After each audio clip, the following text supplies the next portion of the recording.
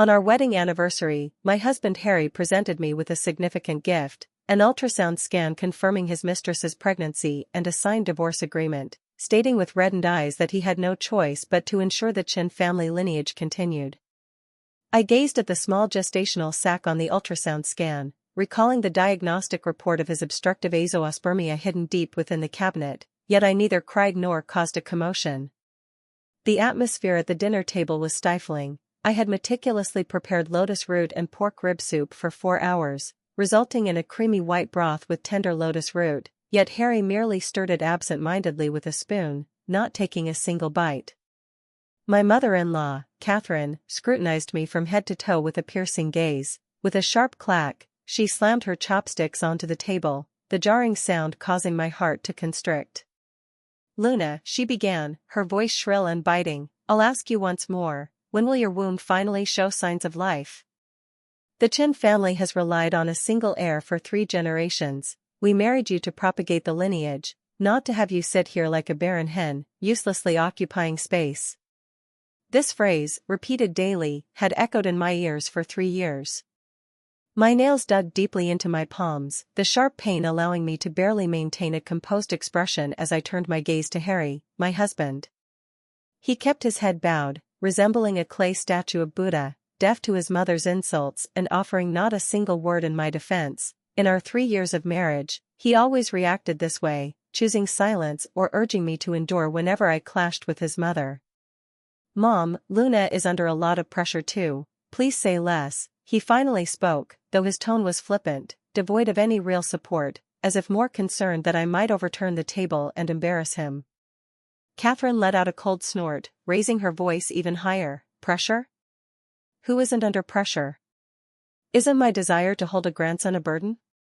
If she were capable and bore a son or daughter, I'd treat her like royalty every day. The issue is her uselessness. She's like barren soil where no seed can sprout."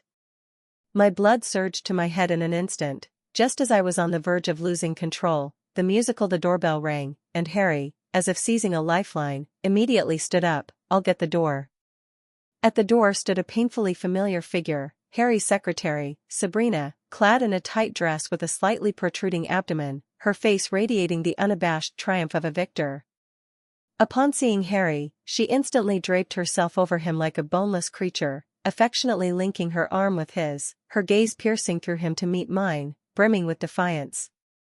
"Sister Luna," she cooed in a saccharine tone, each word a sugar-coated venomous barb. "Don't blame." Harry's secretary, Sabrina, clad in a tight dress with a slightly protruding abdomen, her face radiating the unabashed triumph of a victor. Upon seeing Harry, she instantly draped herself over him like a boneless creature, affectionately linking her arm with his, her gaze piercing through him to meet mine, brimming with defiance. "Sister Luna," she cooed in a saccharine tone, each word a sugar-coated venomous barb. "Don't blame Harry, we are truly in love." Provocation. "I'm already 2 months pregnant with Harry's child. Please, grant us this," she said, handing an ultrasound scan to Harry as she spoke. Harry took the paper, his hands trembling, his face etched with guilt, yet his tone was unusually firm as he looked at me. "Sabrina is carrying my child, Luna. We should divorce. You can't conceive, and we can't let the Chen family line end." The words "end the lineage" struck my heart like a hammer. Before I could respond, my mother-in-law Catherine rushed over like a gust of wind. Her previously menacing face now bloomed into a radiant smile. "Oh, my dear daughter-in-law. You finally arrived. Come in and sit. Come in." She shoved me aside, supporting Sabrina with the utmost care as if she were a priceless treasure, the force so strong that I stumbled and nearly fell. Catherine helped Sabrina onto the sofa, arranging cushions for her comfort and pouring warm water, then abruptly turned toward me, her face contorting in an instant into a grotesque mask, as if a demon had crawled from hell. "You harbinger of misfortune. Barren old hen. The proof is irrefutable now my son can sire children, it's you who's defective. Sign the papers and get out of our house. Don't linger here, obstructing my chance to hold a grandson." She flung a pre-prepared divorce agreement at my face, the paper's edge slicing across my cheek, leaving a stinging pain. "Our family doesn't keep idlers, let alone useless ones." Harry stood to the side, watching my humiliation, his lips twitching but ultimately remaining silent, while Sabrina nestled beside my mother-in-law, stroking her belly with a faint, smug smile. The three of them loomed over me like three towering mountains, the air in the living room seemingly drained, leaving me breathless as the world spun around me. In that moment, my world crumbled with a deafening crash. I don't know how they collectively shoved me, step by step, back to the bedroom, the door slamming shut, sealing me inside. From beyond the door, their barely restrained laughter and chatter drifted in, celebrating the arrival of a new life and the departure of an old one, as I slumped against the frigid door panel, my body sliding inch by inch to collapse onto the carpet. Tears finally fell like a string of broken pearls, rolling silently down my face, a piercing cold spreading from my heart to every limb. It turned out that all these years of swallowing my pride, seeking medical help, and doubting myself were nothing but a farce. They had long since condemned me to oblivion. Tears blurred my vision as I trembled, crawling to the wardrobe, opening the bottom drawer, and fumbling beneath layers of old clothes. At last, my fingertips brushed against a stiff craft paper envelope. I lifted it out as if it were a treasure, blowing away non-existent dust from its surface. I unsealed it, pouring out two neatly folded medical reports. One was mine, each parameter clearly indicating patent fallopian tubes, normal hormone levels, and optimal endometrial thickness fertility assessment, excellent. The other belonged to Harry, obtained secretly through my cousin, a doctor, after I noticed his anxious demeanor following every hospital visit. In stark black and white, the diagnosis was unmistakable, emblazoned in bold, glaring characters: obstructive azoospermia. The next morning, I emerged from the bedroom with eyes swollen from crying. Harry and Catherine were already waiting in the living room, promptly hurling the divorce agreement at me once more. The terms of the agreement were utterly humiliating. Our marital assets, including a wedding house, a car, and a portion of Harry's company shares, totaled nearly $10 million in value. Yet it stipulated that I, Luna, deemed the faulty party for my infertility, would voluntarily forfeit all property division, leaving with nothing. Out of humanitarianism, Harry offered me a mere 20,000 yuan, 20,000 to sever my 3-year marriage and all my sacrifices. Catherine sat with legs crossed, her fingers, painted with bright red polish, tapping the table imperiously. You have one day to decide, sign and scram. Don't try any tricks. A barren woman like you getting 20,000 is our family's charity. Harry, sitting beside her, spoke with feigned sincerity. Luna, for the sake of our marriage, don't make it too ugly. You'll need to remarry someday, and a tarnished reputation won't help. He had the audacity to invoke our marriage? Watching their seamless good cop, bad cop act, their repulsive faces in perfect harmony, the last vestiges of sorrow in my heart were swiftly supplanted by towering hatred. Now was not the time to show my hand. I concealed my edge, adopting an expression of profound despair, lowering my eyes to let long lashes veil the icy resolve within. My voice, hoarse from a night of weeping, quivered slightly. I accept it. I lifted my head, eyes rimmed with red, as if mustering immense resolve. I've failed the Chen family, failed you. Since I can't bear children, it's my just deserts. Seeing me in this state, Catherine and Harry exchanged a glance, both detecting triumph and relief in the other's eyes, convinced I had been utterly broken. I sniffled, persisting in that pitiful tone, but I have one request. What request? Let me tell you, Luna, don't even dream of a single extra cent. Catherine snapped to attention. I shook my head with a forlorn smile. It's not about money. We were husband and wife. After all, we can't part so ambiguously. I'd like to invite both our parents and a few respected Chen family elders for a meal. I paused, my voice dropping further. At the table, in front of everyone, I'll sign the divorce agreement and admit it's my fault, clearing Harry's name. This way, we can part amicably, honoring our final bond. I humbled myself utterly, like a vanquished rooster seeking to salvage a shred of dignity before being cast out. Harry and Catherine clearly hadn't anticipated such a request. Contempt and satisfaction nearly spilled from their eyes. To them, I had surrendered completely, seeking a graceful exit while displaying magnanimity before the relatives. It was precisely what they wanted. Catherine promptly agreed, her voice brimming with uncontainable glee. Good. This request is perfectly reasonable. It's settled. I'll show everyone how benevolent our Chen family is, how gracefully we're ushering you, the Baron hen, out the door. Harry exhaled in relief, chiming in, Luna, it's wonderful you see it this way, don't worry, I'll book the restaurant the finest one. Their efficiency was staggering. That afternoon, they reserved the grandest private room in the city's most luxurious hotel, broadcasting the news to every reachable relative, Catherine's tone on the phone dripping with boastful pride, as if orchestrating a momentous celebration. Hanging up, I stared at my reflection on the phone screen, a cold smirk tugging at my lips. A banquet of doom? I'd see who, after this feast, could no longer uphold their dignity. The Imperial Hall, resplendent with opulence, shimmered under crystal chandeliers that cast dazzling light on every face present and on my own disheveled state. All the Chen family relatives who could attend were there, aunts and uncles filling the table, their gazes toward me a blend of sympathy, pity, and a subtle, barely concealed schadenfreude.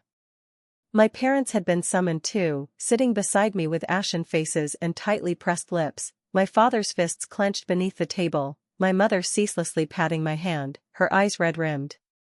Witnessing their daughter publicly shamed, their hearts bled, yet they were powerless to retort, for I had confessed beforehand that I couldn't conceive. The dinner's protagonists, aside from me the sinner soon to be ousted, were two others, Harry, playing the reluctant, tender-hearted man, casting me sympathetic glances as if to say, I'm sorry, it's not my fault, you forced me into this. The other was Sabrina, fawned over like a precious gem by my mother-in-law Catherine. She wore a loose maternity dress specially chosen for the occasion, her belly's curve still evident, basking coyly by Catherine's side in everyone's blessings and envy. Oh, Sabrina, your womb is truly a marvel. It's clearly a boy. Yes, the Chen family finally has an heir. Sister Catherine, you can rest easy now. Harry's blessed even if he couldn't marry a fertile wife, he found one outside who can bear. The relatives' flattery rose and fell like waves, each word a dagger piercing my parents' hearts, while Catherine, intoxicated with pride, gripped Sabrina's hand, loudly flaunting her belly across the table. She vividly depicted how clever and charming her unborn grandson would be, destined for the finest schools and to inherit the family business. The private room had transformed into a public tribunal against me, Luna. I kept my head bowed throughout, silent as a condemned prisoner awaiting judgment, my restraint only emboldening their arrogance. After 3 rounds of drinks, Catherine, perhaps a bit tipsy, turned her ire back to me, pointing her chopsticks at me and addressing the table. Look, everyone, it's not that our Chen family is cruel, it's sheer necessity. 3 years married, and not a stir in her belly, countless hospital visits, more medicine than meals, and still nothing. Our Harry is exceptional young, accomplished, robust, capable unlike some, a patch of barren land that won't bloom no matter what. She stressed barren land with venomous emphasis, prompting roars of laughter, my parents' faces flushed a deep, livid red, my father lurching to his feet with a start. I reached under the table, gripping his hand tightly to hold him back. The moment had arrived, as all eyes fixed on me, anticipating further disgrace, I abruptly stood. The room's clamor fell silent in an instant, everyone staring at me in stunned disbelief. I avoided their gazes, calmly retrieving my phone from my bag and connecting it to the projector preset in the room. I pressed lightly, and the white screen flickered to life. My voice, though soft, carried clearly through the hushed room to every ear. Uncles, aunts, Dad, Mom. I paused, my eyes shifting to Harry and Catherine, and Harry, mother-in-law, since everyone's here today, there are matters I'd like to clarify for all to see. The screen first displayed a document in sharp clarity, a medical report from the First People's Hospital, name, Luna, followed by a series of gynecological data, patent fallopian tubes, normal hormone levels, robust follicle development, the final diagnosis, circled by me in red, fertility assessment, excellent. The normal readings, in bold black text, struck like a silent slap across Catherine's face, her laughter lodging in her throat. The relatives began murmuring among themselves, "What's this? Wasn't Luna infertile? This report, it doesn't look fake." Harry's complexion shifted too. Ignoring their reactions, I swiped my finger lightly on the phone, advancing to the next image. Another report from the First People's Hospital appeared, the name field bearing a chilling entry, Harry. In the diagnosis section, a line I'd enlarged, bolded, and colored blood red detonated like an atomic bomb in the room. Diagnosis: obstructive azoospermia. Recommendation: attempt conception via surgery or assisted reproductive technology. Those few words seared into every retina. The room plunged into a deathly silence, so still a pin's drop could be heard. My voice, frigid and deliberate, resonated through the room, each word measured. Ms. Catherine, Mr. Harry, the medical report states unequivocally that I, Luna, am healthy and fertile, while your precious son, the revered sole heir of 3 Chen generations, is congenitally afflicted with azoospermia. My gaze pivoted to a petrified Sabrina. Now, please explain. I tilted my chin with a cruel smirk, how a man devoid of sperm impregnated Ms. Sabrina with this so-called Chen heir. Was it sheer emotional willpower? Boom! The room erupted, everyone gasped, incredulous stares ricocheting between Harry, Catherine, and Sabrina. The relatives who'd mocked me moments ago now wore expressions more varied than a painter's palette, their looks toward the Chen mother and son shifting instantly from pity to unabashed ridicule and scorn. Good heavens! Azoospermia? Then, whose child is in Sabrina's belly? I always said Harry looked feeble, now they've lost all face. The whole world knows he's been cuckolded. Catherine's smile froze solid, her face draining to a paper-white pallor. She stared at the report, lips quivering, speechless. Harry stood as if struck by lightning, his face ashen. No, impossible. Catherine finally snapped, shrieking like a madwoman, lunging at me to snatch my phone. It's fake. You wretch. You forged it. I'll rip you apart. My parents, primed for this, leapt up to restrain her. My father bellowed, Catherine. Still trying to weasel out? I didn't. Harry, under everyone's gaze, crumbled entirely, shouting incoherently, this report's fake. Luna. To avoid divorce, you've stooped to such vile slander. Slander? I sneered, my voice rising sharply. Fine. Uncle Jean from the first hospital is right here, ask him if it's real. Or we can go to the hospital now, livestream it, and let you retest before the nation see who's lying, who's raising another's child while wearing horns. At this, Harry fell mute, his face flushed red like a strangled duck, voiceless, all eyes zeroed in on him, his mother, and the ever-silent Sabrina. Yet amid the chaos, I observed Sabrina in the corner. After her initial panic, her face bore no trace of guilt or fear, her eyes instead glinted with an eerie composure. She instinctively shielded her belly, her look toward me tinged with pity and disdain. My heart sank abruptly, something was off, this was far from simple. The banquet's farce utterly cleansed my name among kin, stripping away the barren hen stigma, recasting me as the tragic heroine of a cuckolded tale. The Chen mother and son became the neighborhood's grandest jest. Catherine's blood pressure spiked on the spot, requiring an ambulance, while Harry fled under the relatives' scornful stares.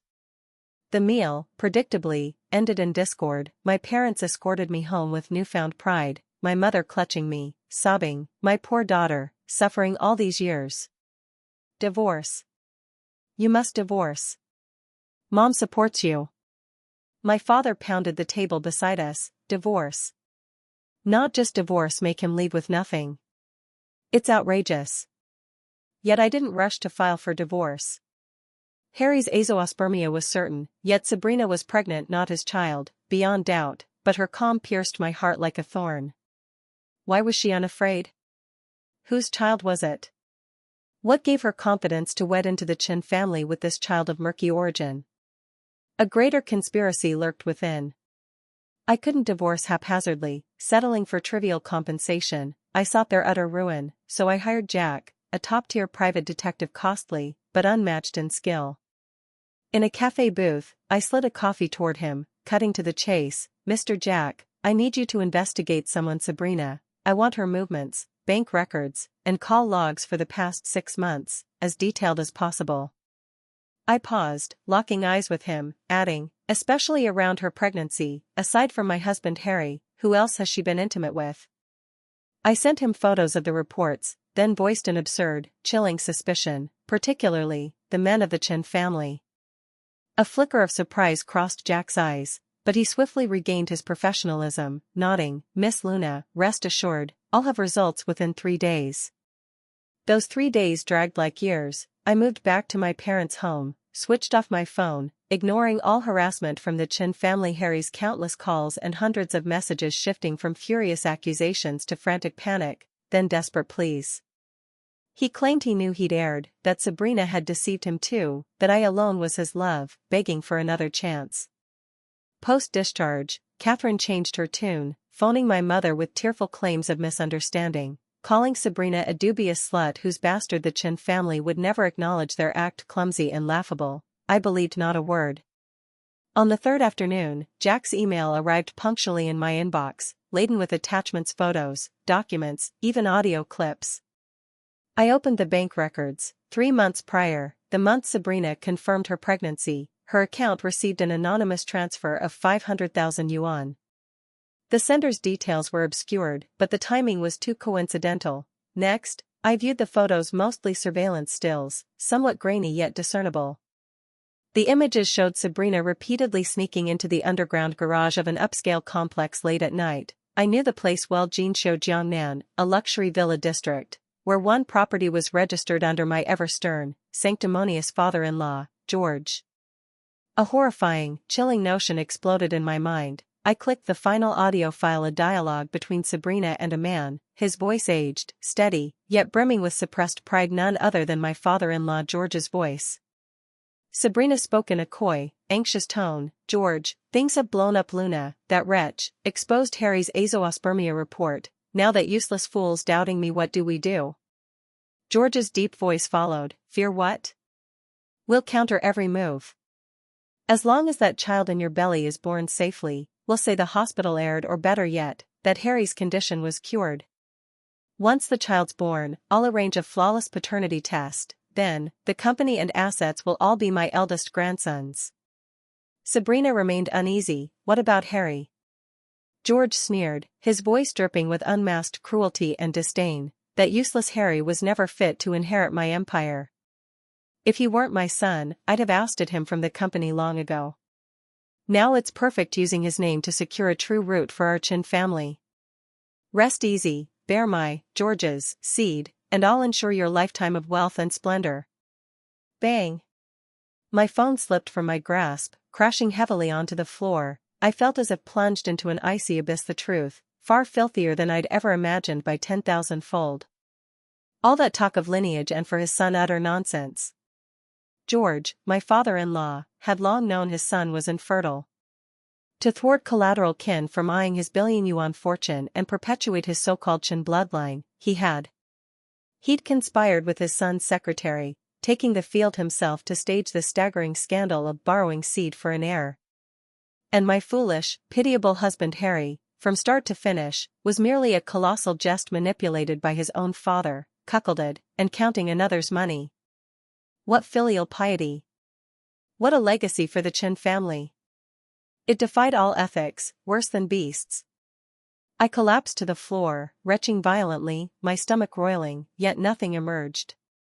After a long while, I propped myself up, rising from the floor, picking up my phone. I gazed at that grotesque face on the screen, the last traces of hesitation and weakness vanishing from my eyes.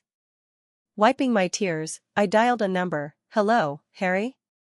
My voice was eerily calm. "Tomorrow, have Dad come to our house, say there's a crucial company document needing his signature, and bring his prized purple clay tea set." The next day, I returned early to what Harry and I once called home. He'd arrived even sooner, haggard, dark circles under his eyes, lunging at me like I was his savior upon seeing me. "Luna, you've finally agreed to see me." I shut up. I cut him off icily. "Sit and wait." My coldness stunned him. He dared not speak further, sitting obediently on the sofa like a chastised child. Soon, the doorbell rang. I opened it to find my father-in-law George, holding an ornate wooden box, standing there with his usual dignity, offering a perfunctory smile. "Luna, Harry says there's a document for me to sign?" "Dad, you're here, please come in." I stepped aside, taking the box from him. "Your treasured tea set. I'll brew you a fine pot of tea." George nodded approvingly, taking the head seat with patriarchal authority. berating Harry, "Look at you grown man, still troubling Luna. Can't handle trifles, stirring a citywide storm. You've shamed the Chen family utterly."